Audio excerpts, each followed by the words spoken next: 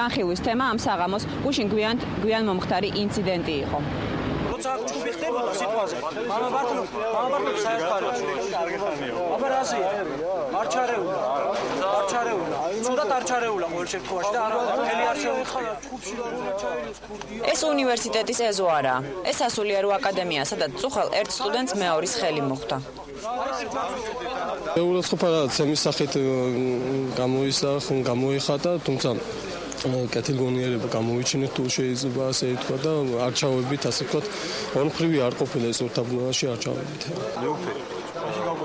შევთავაზოთ იმაზე, რომ სიტყვის თმის უფლება აქვს ყველა ადამიანს ყოველგვარ კურსების გარეშე. ეს უფლება ყველა ადამიანს. უფლება არის ერთადერთი რამ, ეს არის სტუდენტ შემწეობა ღვთისა ადამიანისადმი. განსხვავებული შეხედულება აკადემიის სტუდენტებს სწორედ ამ თემის ირგვლივ გაუჩნდათ.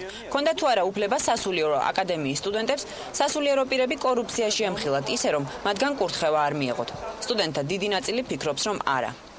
ეს არ მოხდა ვინმეს კურთხევით, როცა სემინარიის აკადემიის სტუდენტი რამის აზრის გამოთქმას აპირებდა და დაფიქსირებას ამას საკმაოდ ესე იგი ფართო არგელზე ესე იგი ხალხს აცნო ხო საზოგადოებას უკვე ამას კურთხევა უნდა ქონდეს, უნდა იცოდეს რექტორმა, პრორექტორმა და შემდეგ შეგიძლია გააკეთო ეს. და ხდება ხოლმე ოჯახში თუ რამეა ისეთი, არავის არ სურს რომ გაიტანოს ოჯახის გარეთ თავისი ამბავი, ხო? და მიუხედავად ამისა, ჩვენ კიდევ აი საქართველოს უყურებთ როგორც ოჯახს.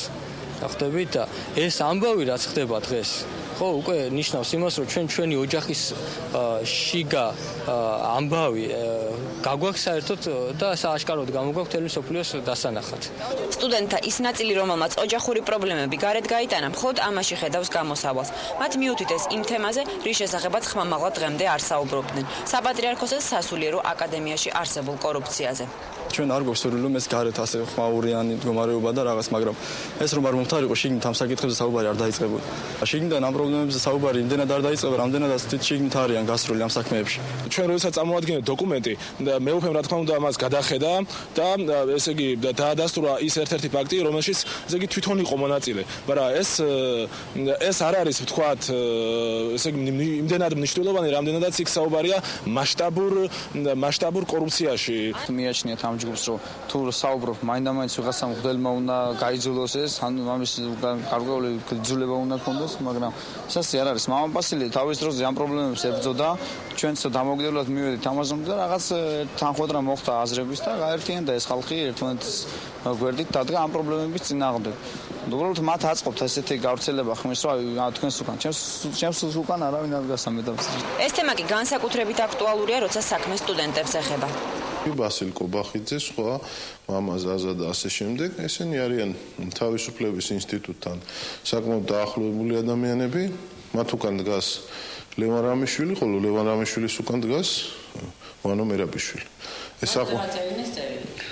რა თქმა უნდა, ისინი მუდმივად ახდენენ, ასე ვთქვათ, რა დავარქვათ ამას პროვოცირება, ინსპირირება იმისა, რომ დაფიქსირდეს ეკლესიაში განსხვავებული აზრი. ყველა აქადაგდა, ქადაგებს ნათელაშვილი, ქადაგებს ჯონდი ბაღათურია, დიდხანს ებრძოდა ეთყობა სინდის ბატონი კობა დავითაშვილი და გუშინ აი ესე იგი იერიში მიიტანა და ეკლესიის მტრებად შერაცხა ახალგაზრდა სტუდენტების სასულიერო აკადემიისა და სემინარიის, რომელთაც თავი დადეს სიმართლისათვის, თავი გაძლიერეს, თავისი სიცოცხლეც კი გაძლიერეს. ისეთი სიტუაცია არის ახლა იმ სიმართლისათვის, რომ გამოსწორდეს კატასტროფული მდგომარეობა ჩვენ ეკლესიაში.